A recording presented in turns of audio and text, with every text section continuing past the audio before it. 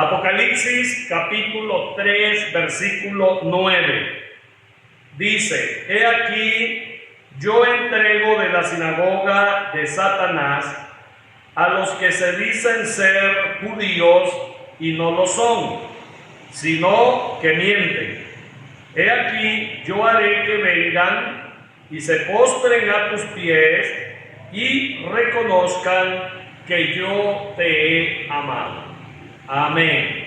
Mi título es el mismo título del domingo pasado: poca fuerza, pero gran fidelidad.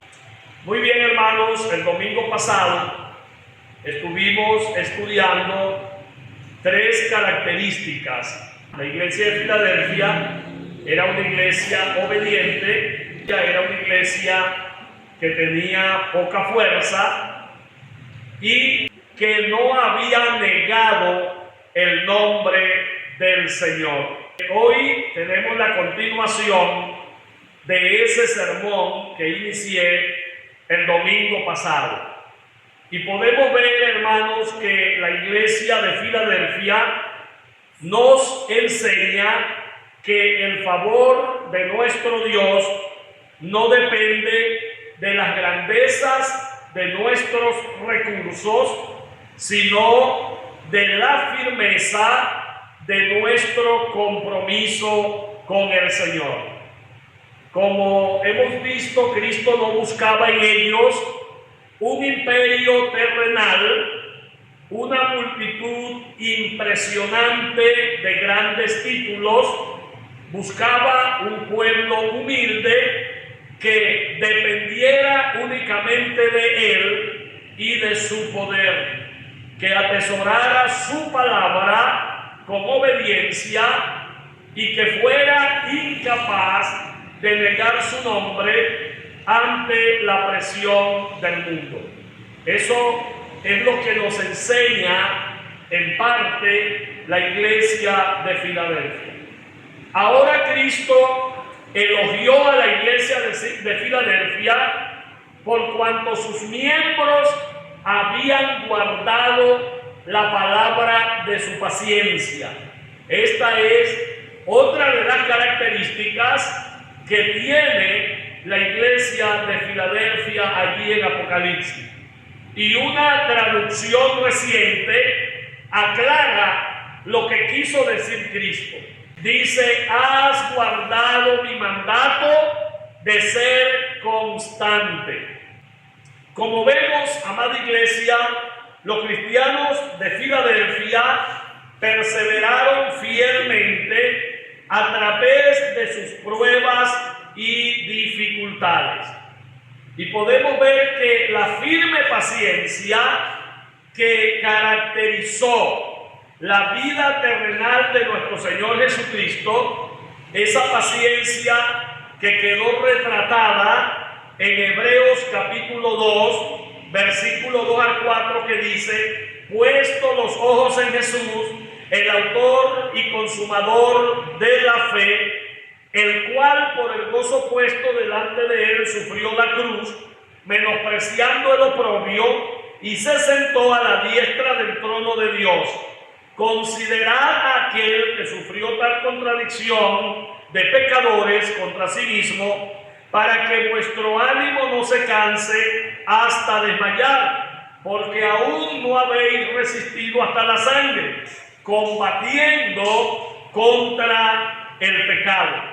Por lo tanto, la firme paciencia que caracterizó a nuestro Señor Jesucristo durante su ministerio terrenal es el modelo perfecto para todos los cristianos. Cristo siempre ha sido el modelo perfecto en todas las áreas de la vida cristiana para cada uno de nosotros. En este mismo sentido, el apóstol Pablo escribió a los tesalonicenses, allí en segunda de Tesalonicenses, capítulo 3, versículo 5, lo siguiente: y el Señor encamine vuestros corazones al amor de Dios y a la paciencia de Cristo. Tanto el mandato como el ejemplo que nos da nuestro Señor Jesucristo, deben motivarnos a todos nosotros a soportar con paciencia. Sabemos que en esta vida cristiana tenemos altos y bajos, tenemos experiencias buenas, pero unas no tan buenas y otras difíciles. Pero aún así, nosotros debemos soportar todas esas cosas con paciencia, como lo hizo el Señor.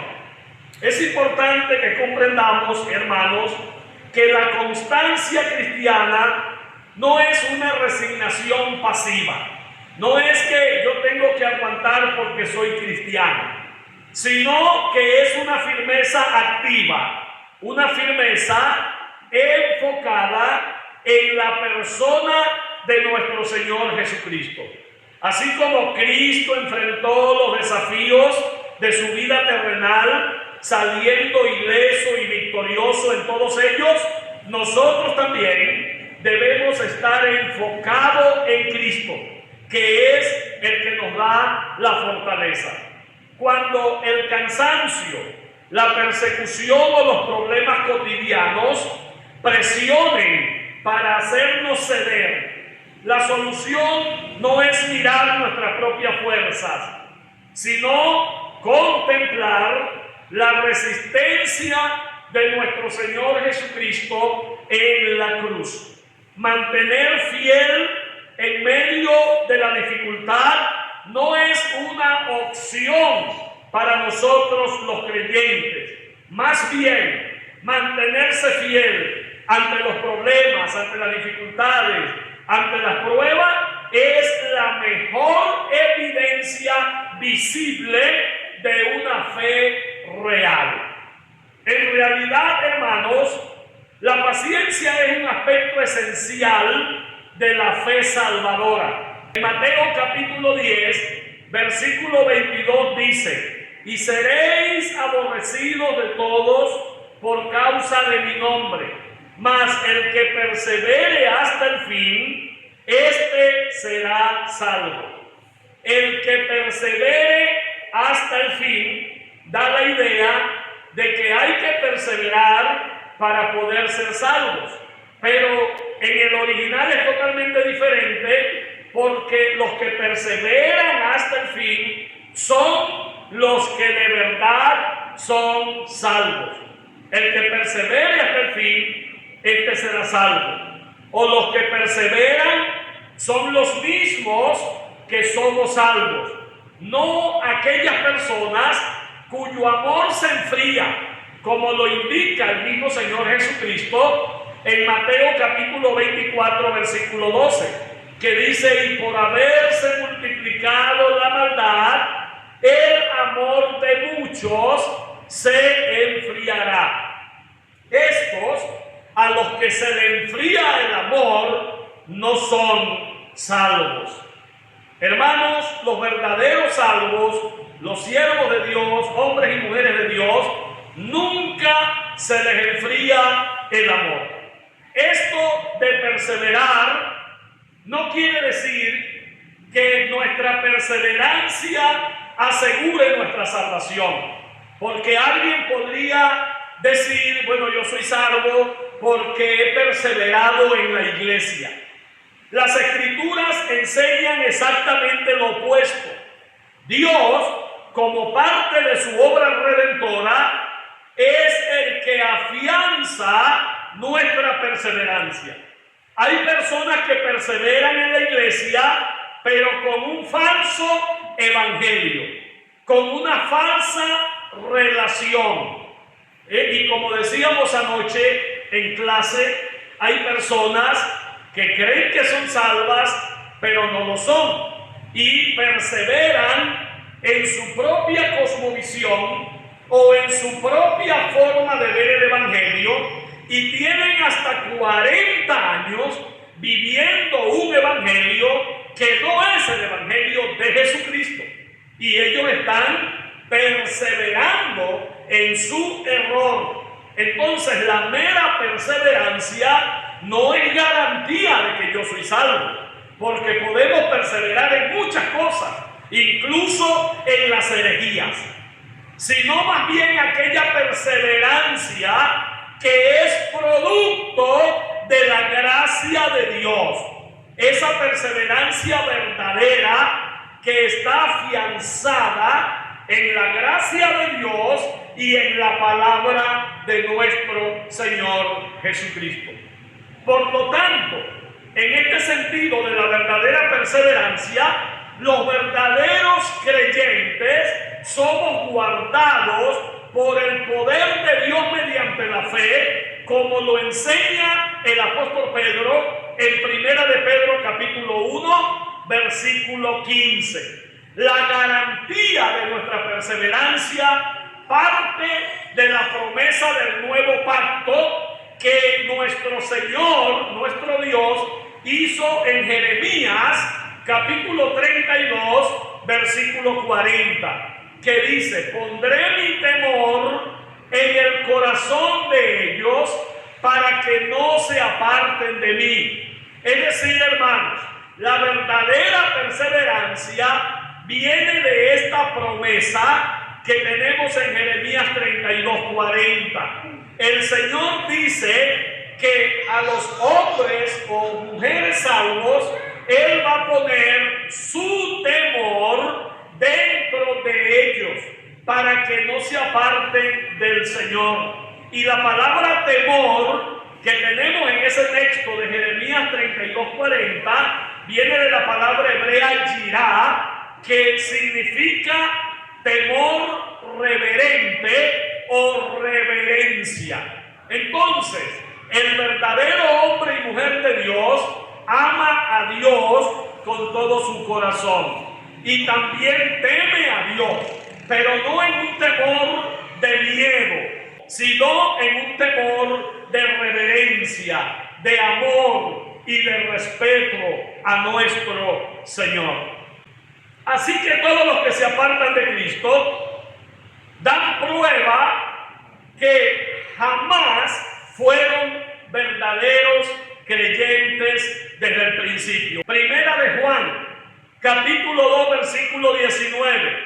Dice el evangelista y el teólogo Juan, dice: salieron de nosotros, pero no eran de nosotros, porque si hubiesen sido de nosotros, habrían permanecido con nosotros, pero salieron para que se manifestase que no todos son de nosotros. Hermanos, los anticristos o los falsos maestros y engañadores se desvían desde el seno de la congregación compuesta por fieles. Ningún mundano en la historia de las sectas ha salido de la calle con una falsa enseñanza.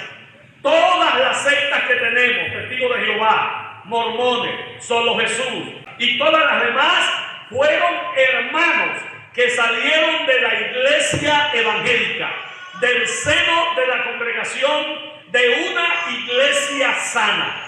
Entonces es importante que comprendamos que los anticristos, porque todo aquel que enseña contrario a la palabra de Dios es un anticristo, va en contra de los principios del Señor.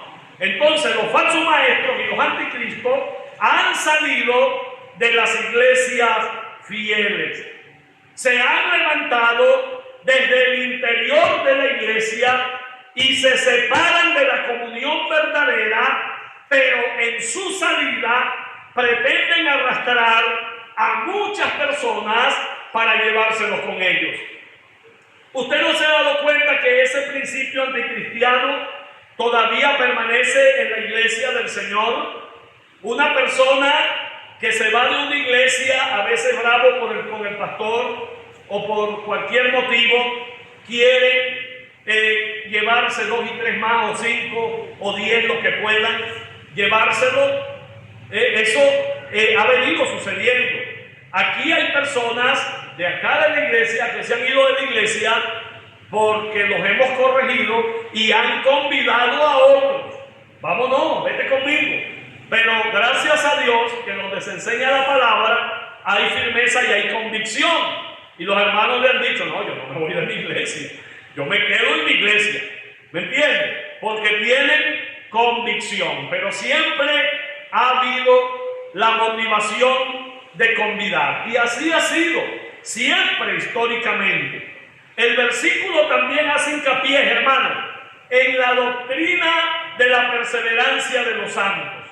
Aquellos que en verdad han nacido de nuevo, o hemos nacido de nuevo, nos mantenemos firmes en la fe. Nos mantenemos firmes en la comunión y nos mantenemos firmes en la verdad. La prueba más fuerte del cristianismo verdadero, en este caso, es la resistencia, como lo enseña Marcos 13:13 y Hebreos capítulo 13, versículo 14. Tan pronto las personas se apartan de la verdad y se apartan de la iglesia, quedan desenmascarados sus motivos apóstatas, sus verdaderos motivos apóstatas. Personas que incluso han llegado a negar la fe. Porque una persona no es apóstata porque se cambie de iglesia. Una persona es apóstata cuando comienza a negar las doctrinas fundamentales de la palabra de Dios. Eso es apostatar de la fe. Ahora, hay motivos dignos para salir de una iglesia. Yo pues tengo que salir de una iglesia cuando se enseña falsa doctrina. Yo no puedo permanecer en una iglesia que no enseña la palabra de Dios. También debo salir de una iglesia donde el pastor está en pecado, donde está en adulterio o tiene 2 mujeres. Debo salir de allí porque un falso creyente no debe pastorearme. Yo debo ser pastoreado por un hombre de Dios que ha demostrado ser un siervo del Señor. Entonces sí tenemos motivos dignos para salir de una iglesia cuando se niegan principios importantes de la palabra del Señor. Pero cuando yo salgo de una iglesia sana, de una iglesia bíblica, y luego comienzo a negar las enseñanzas de la palabra de Dios, entonces me convierto en un apóstata. Ya no estoy cambiando de iglesia, sino que estoy cambiando de fe, de principios doctrinales, y eso sí es apostasía. Ahora, decir que Dios afianza nuestra perseverancia no quiere decir, sin embargo, que nosotros seamos pasivos en el proceso. Él nos conserva por medio de la fe, como dice 1 de Pedro 1:5, es decir, nuestra fe, pero es Él el que nos conserva y pone en nosotros el querer como el hacer, en su santa voluntad, como dice el apóstol Pablo en Filipenses. Pero nosotros también debemos poner de nuestra parte en esa perseverancia. Las Escrituras algunas veces nos llaman a mantenernos firmes en la fe. Fíjese como dice Hebreos 10:27. Mantengamos firme, sin fluctuar, la profesión de nuestra esperanza, porque fiel es el que prometió. Aquí el autor a los Hebreos nos está haciendo un llamado a que debemos permanecer firmes en el Evangelio. Y en Apocalipsis capítulo 3 versículo 11 dice: he aquí yo vengo pronto, retén lo que tienes para que ninguno tome tu corona. Pero también la Biblia nos advierte del peligro de caer en pecado o del Evangelio. En Hebreos capítulo 10, versículo 26 al 29 dice: porque si pecaremos voluntariamente después de haber recibido el conocimiento de la verdad, ya no queda más sacrificio por los pecados, sino una horrenda expectación de juicio y de hervor de fuego que ha de devorar a los adversarios.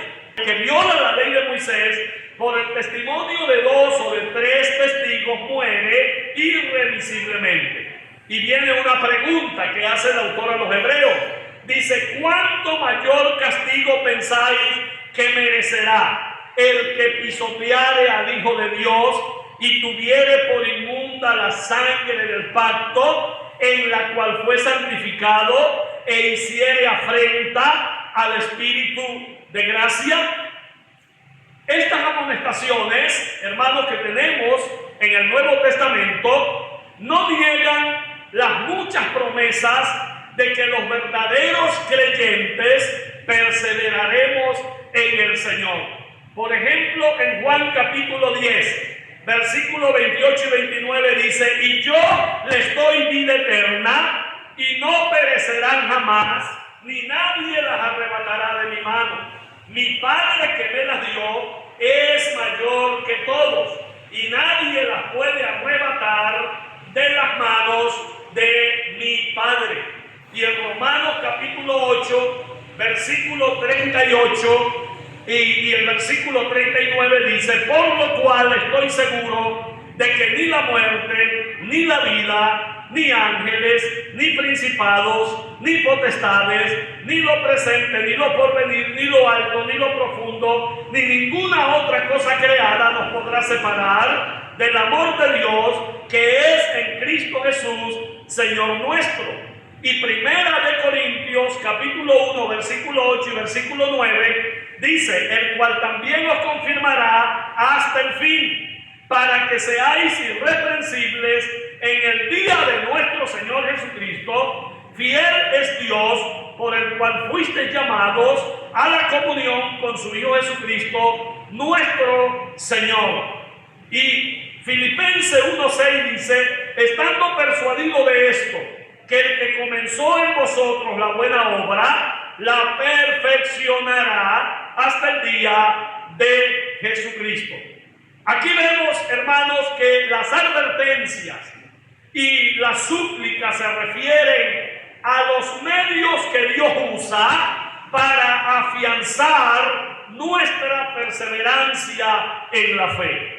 Parte de esas advertencias de no caer, de no desmayar, de esforzarnos, de despojarnos del viejo hombre, de seguir adelante, son los medios que Dios utiliza para que nuestra perseverancia en la fe sea afianzada, así como una casa en la roca. Note que junto a la advertencia aparece también la promesa. Por ejemplo, cuando Judas urge a los creyentes, en Judas 1:21 dice: conservaos en el amor de Dios. Allí Judas se está refiriendo a los creyentes y les está pidiendo que se conserven o que permanezcan en el amor de Dios.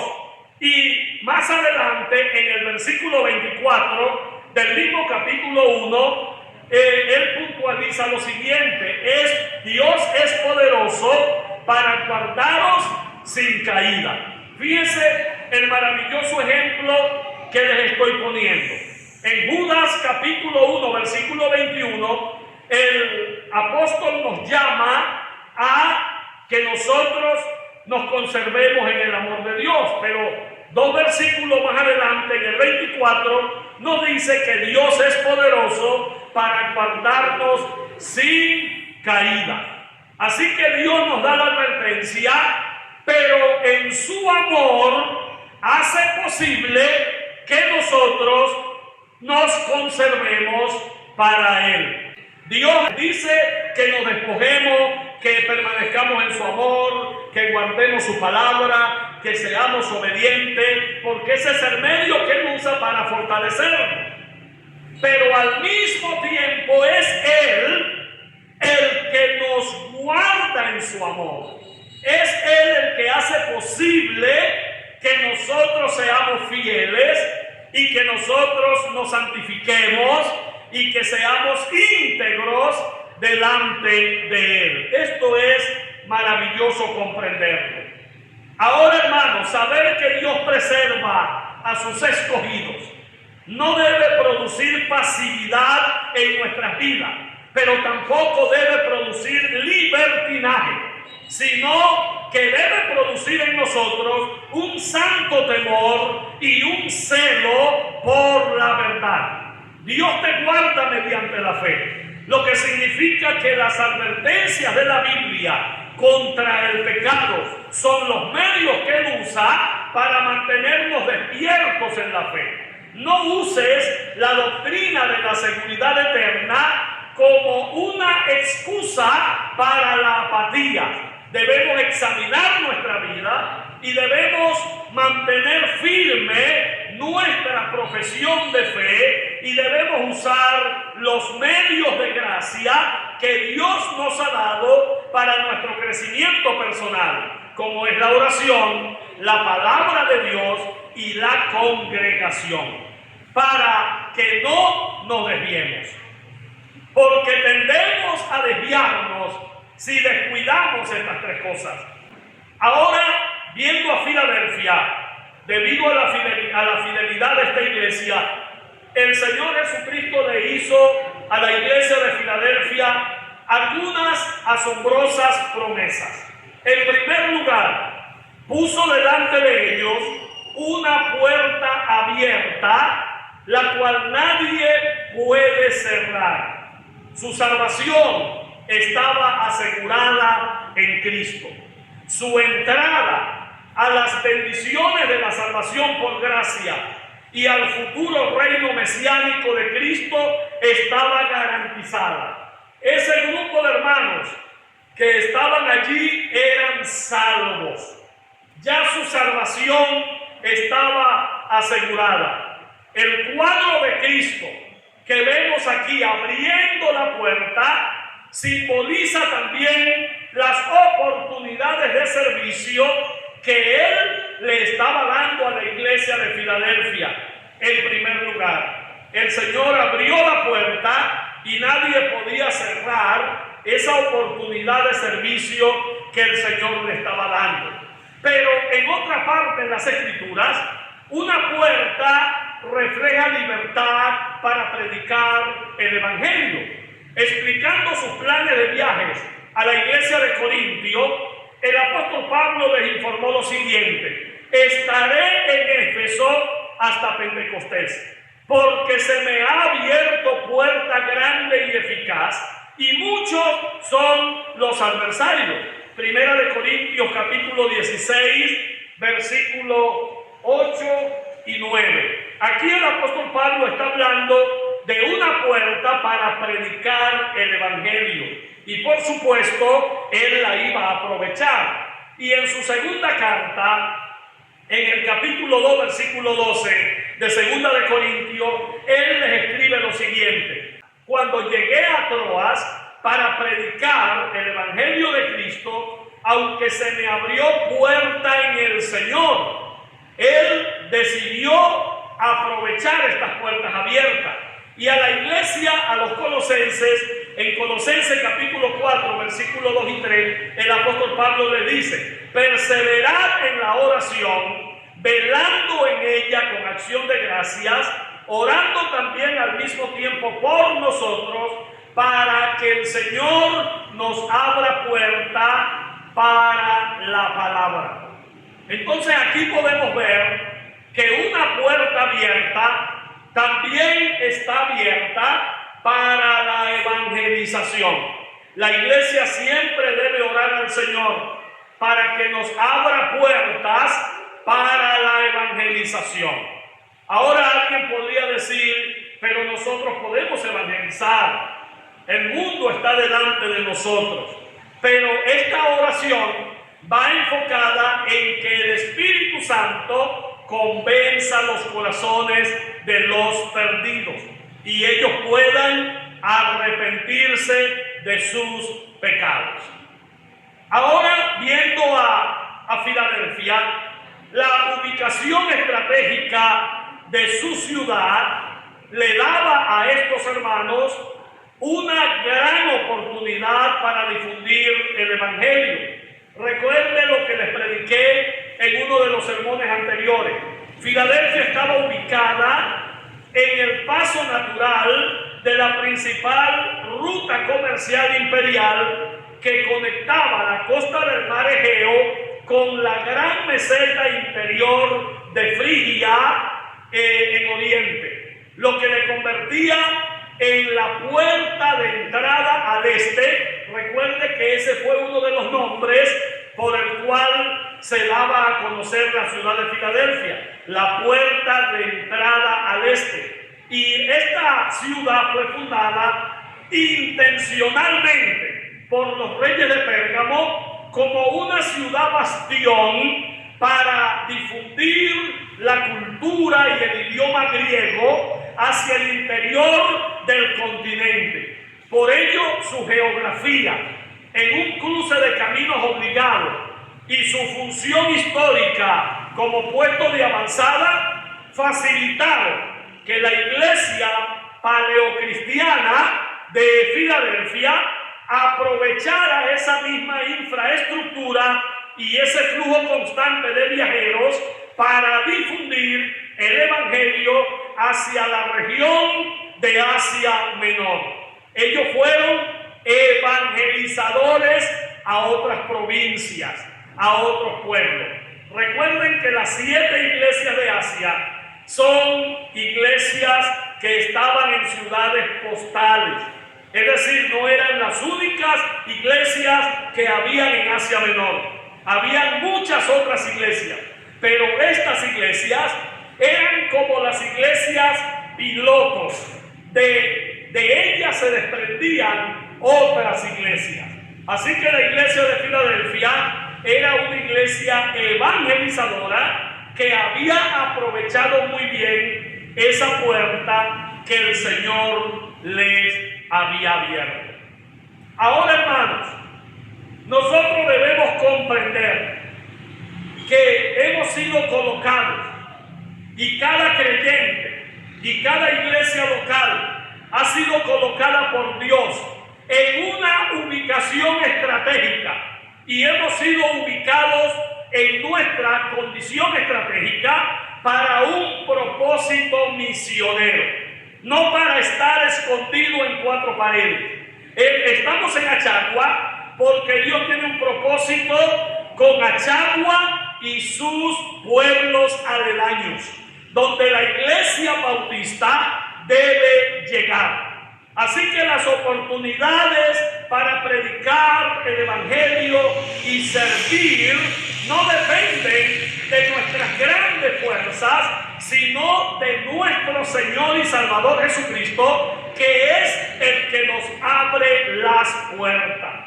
Así que nuestra tarea como iglesia, o tu tarea, es identificar esas puertas abiertas en tu familia, en tu trabajo, en tu comunidad, y debemos cruzar esas puertas con valentía, sabiendo que cuando Cristo nos da una oportunidad para predicar y para dar testimonio, ningún opositor o ninguna oposición puede cerrar esa puerta. Por eso estamos confiados, hermanos. Como le dije el domingo pasado, nosotros hemos sido atacados. A veces nos confunden con seguidores de Juan el Bautista por el nombre Bautista, y hemos sido atacados de muchas maneras, pero a mí no me preocupa lo que diga la gente. A mí me preocupa es entrar por la puerta que el Señor nos abrió en Achagua, y debemos sacarle provecho, debemos exprimir esa puerta y hacer la voluntad de Dios. Nada nos puede detener, porque a nosotros no nos puso aquí el hombre, aquí nos puso el Señor, y Él nos abrió la puerta para anunciar el evangelio. El versículo 9 de Apocalipsis 3 registra una segunda promesa hecha por Jesucristo a la iglesia de Filadelfia. El versículo dice: he aquí, yo entrego de la sinagoga de Satanás a los que se dicen ser judíos y no lo son, sino que mienten. he aquí, yo haré que vengan y se postren a tus pies y reconozcan que yo te he amado. Esto es una promesa que trasciende a la propia iglesia de Filadelfia, como en el caso de Esmirna, que tenemos en Apocalipsis 2:9. Usted puede compararlo allí. Apocalipsis 2:9, que dice: yo conozco tus obras y tu tribulación y tu pobreza, pero tú eres rico, y la blasfemia de los que se dicen ser judíos y no lo son, sino sinagogas de Satanás. Como en el caso de Esmirna, los cristianos en Filadelfia enfrentaron hostilidad de los judíos que no eran creyentes. Ignacio de Antioquía, por ejemplo, que escribió a la iglesia de Filadelfia, él pudo notar que los judíos hostiles atacaban fuertemente a la iglesia y cómo estos judíos rechazaban a Jesucristo como el Mesías. Ellos no eran sinagogas de Dios, sino sinagogas de Satanás, porque no servían al Señor Jesucristo, no servían a los planes del Evangelio, sino que estaban obstaculizando el éxito y el crecimiento de la iglesia. Toda persona que se interponga entre Dios y los propósitos que Dios tiene para la iglesia es un falso creyente, y es una persona que forma parte no de la iglesia de Jesucristo, sino de la sinagoga de Satanás. Aunque estos judíos decían que eran verdaderos judíos, esa afirmación que ellos decían era una mentira. Racial, cultural y ceremonialmente eran judíos, pero espiritualmente no lo eran. El apóstol Pablo define un verdadero judío en Romanos capítulo 2, versículo 28 y 29. Y Pablo dice: pues no es judío el que lo es exteriormente, ni es la circuncisión la que se hace exteriormente en la carne, sino que es judío el que lo es en lo interior. Y la circuncisión es la del corazón, en espíritu, no en letra, la alabanza del cual no viene de los hombres, sino de Dios. Usted puede comparar esta lectura también con Romanos capítulo 9, versículo 6 y versículo 7. Ahora vemos, hermanos, que de manera asombrosa nuestro Señor Jesucristo prometió que algunos de los mismos judíos que estaban persiguiendo a los cristianos en Filadelfia vendrían y se postrarían a sus pies y reconocerían que Dios los había amado. Es importante notar que inclinarse ante los pies de alguien reflejaba derrota y sumisión. Lo que el Señor le estaba diciendo es que Él iba a derrotar e iba a ser sumiso a todos los que se oponen a la iglesia del Señor. Y eso lo vimos en parte en la iglesia de Filadelfia. Los enemigos de Filadelfia sufrirían una derrota total y tendrían que humillarse. Ahora esta imagen viene del Antiguo Testamento, la cual describe a un futuro día que no se ha cumplido. Por eso le dije que esta promesa trasciende a la iglesia de Filadelfia. Y aquí el Señor está dando una profecía que se va a cumplir en el milenio, cuando los gentiles incrédulos se postrarán ante el remanente creyente del pueblo de Israel. Fíjense como dice Isaías 45:14. Isaías 45:14 dice: así dice Jehová, el trabajo de Egipto, las mercaderías de Etiopía y los sabeos, hombres de elevada estatura, se pasarán a ti y serán tuyos, irán en pos de ti, pasarán con grillos, te harán reverencia y te suplicarán diciendo: ciertamente en ti está Dios, y no hay otro fuera de Dios. Aquí se hablan de 3 ciudades.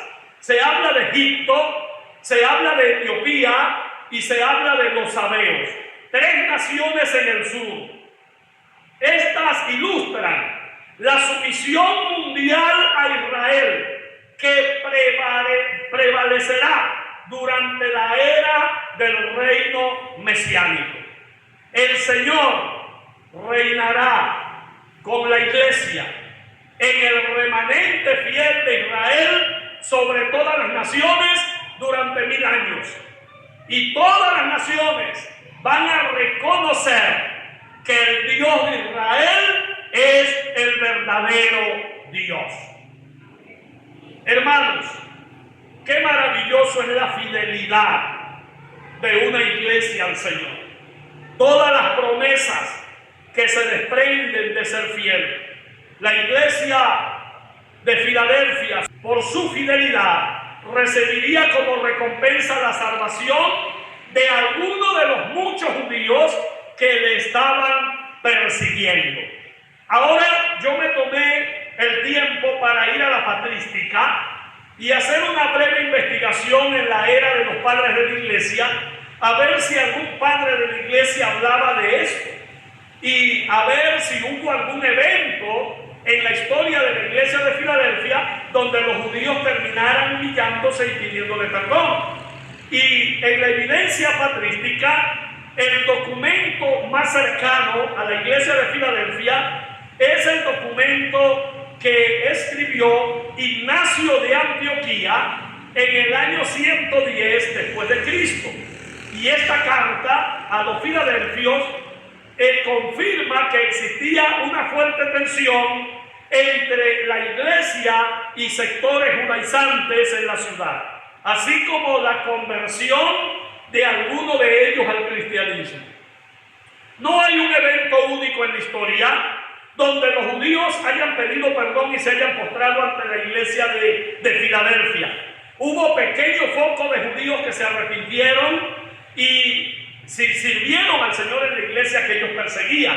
Pero esta promesa no solo está enfocada en la iglesia de Filadelfia, sino que está apuntando al milenio, a Israel, donde las naciones vendrán y se humillarán y reconocerán que el Dios de Israel es el Dios verdadero.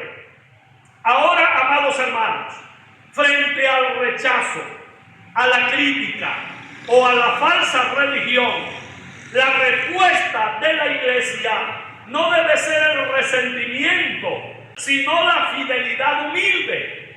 Alguien podría estar molesto con la gente que nos acusa, pero no debemos estar molestos con nadie, porque a veces nos están acusando porque desconocen la palabra del Señor y desconocen las verdaderas doctrinas de las Escrituras. Uno de los señalamientos es que no creemos en el Espíritu Santo, pero se agarran solo de 2 prácticas, como es la danza y el hablar en lenguas. Entonces de esas 2 prácticas se agarran para decir que nosotros no creemos en el Espíritu Santo, pero ignoran completamente Gálatas capítulo 5, versículo 22 y versículo 23, donde está la verdadera evidencia de una vida llena del Espíritu Santo, o de una vida que tiene al Espíritu Santo. Por lo tanto, aunque nos señalen y digan lo que quieran, nosotros no debemos tener resentimiento. La respuesta de la iglesia no es el resentimiento. Dios tiene el poder de transformar a los más fieros opositores del Evangelio en hermanos en Cristo. Eso ha pasado a lo largo de la historia de la iglesia. ¿Qué debemos hacer nosotros? Sigamos proclamando la verdad, pero sigámosla proclamando con amor y con paciencia, porque llegará el momento que nosotros seremos ejemplo y querrán hacer lo que nosotros estamos haciendo. Ya está llegando. Ayer un pastor me pidió que lo discipulara para él discipular a su iglesia. ¿Qué fue lo que yo les dije a ustedes cuando tenía una semana en Achaguas?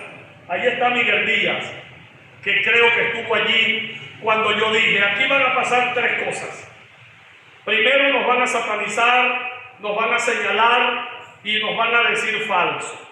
Segundo, nos van a estudiar, porque van a ver lo que estamos haciendo. Y tercero, nos van a pedir que los ayudemos. Bueno, ya estamos llegando a la tercera etapa. Ya hubo uno que me dijo, quiero que me discipules porque yo necesito discipular a la iglesia. Le dije, no tengo ningún problema, vaya el miércoles. Por cierto, nos vamos a reunir esta semana y lo voy a citar que venga el miércoles a los discipulados para que vean cómo se hace y luego se le da el material para que él discipule a su iglesia. Aquí no somos egoístas y queremos que la palabra de Dios corra y sea glorificada. Amén. Está pasando, está sucediendo, pero hay que tener amor y paciencia. Y estamos a la orden de todos los que quieran ser discipulados y podemos proveer el material para que discipulen a sus iglesias. No somos egoístas y tenemos el mejor material. Sigamos proclamando el evangelio con verdad, con amor y con paciencia, porque la vindicación final le pertenece al Señor. Y el testimonio fiel de la iglesia es el instrumento que Dios usa para convencer a los incrédulos. Mientras usted dé testimonio y mientras todos cuidemos la iglesia, el Señor va a seguir abriendo grandes puertas. Amén. Otras iglesias fieles a lo largo de la historia han recibido del Señor la capacidad para alcanzar al pueblo judío con el evangelio del Mesías, nuestro Señor Jesucristo. Y el futuro llegará, hermano, en que todo Israel será salvo, como lo dice el apóstol Pablo en Romanos capítulo 11, versículo 26. Ese tiempo llegará. Todo Israel será salvo. El Señor obrará. Todos los judíos elegidos que estén con vida al final de la tribulación, no el remanente de judíos creyentes que ya forman parte de la iglesia porque ellos serán arrebatados en el arrebatamiento, sino a esos judíos que estarán en la era final. Todos ellos, los verdaderos judíos, serán salvos. ¡Qué poderoso es esto! Dios, en su propio tiempo, en su tiempo perfecto y por su propio poder, actuará de forma soberana para salvar al pueblo de Israel. Y esto fue profetizado por otros profetas. Por ejemplo, Ezequiel capítulo 39, versículo 29, Joel, capítulo 2, versículo 28 al 32, y por el apóstol Pablo en Romanos capítulo 11, versículo 25 al versículo 27. El arrepentimiento de la nación de Israel vendrá, como dice el profeta, porque verán a Jesús, a quien traspasaron, a quien rechazaron y a quien crucificaron, y serán salvos. Hermanos, la iglesia de Filadelfia nos recuerda que la grandeza de una iglesia no se mide por sus recursos, por su fuerza humana o por su posición social, sino por su fidelidad a la palabra de Dios y a la constancia de nuestra fe. Hoy, con este sermón, el Señor nos enseña tres verdades fundamentales. Número uno, debemos mirar a Cristo en la prueba. Así que si nos sentimos agotados, si nos sentimos tentados a ceder ante las dificultades de la vida, debemos contemplar a Jesús. Nuestra firmeza no depende de nuestras capacidades, sino del poder de Dios, que Él ha prometido guardarnos sin caída. Si alguien está tentado, Si alguien se está quemando, si alguien está siendo provocado, mire a Jesús, porque Él nos guardará hasta el fin. Lo segundo que nos enseña este sermón hoy es que debemos aprovechar las puertas abiertas. No debemos permitir, hermanos, que el temor o la oposición nos paralice. Alguien podría decir: yo no voy a evangelizar porque no sé qué decir, o si me hacen una pregunta, o si me cierran la puerta en la cara. No podemos ser paralizados por la oposición, porque si el Señor ha abierto una puerta para que nosotros proclamemos el Evangelio en nuestra familia, en nuestro trabajo, en nuestra comunidad o en nuestra iglesia, debemos avanzar con valentía. Lo que Cristo abre, nadie lo puede cerrar. Y lo tercero que nos enseña este sermón hoy es perseverar hasta el fin, porque esa es la marca distintiva de un verdadero creyente. Perseverar hasta el fin.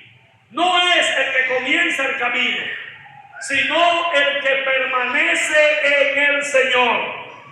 Y debemos entender que Dios afianza nuestra fuerza a través de sus advertencias en las Escrituras y a través de sus promesas de guardarnos sin caída.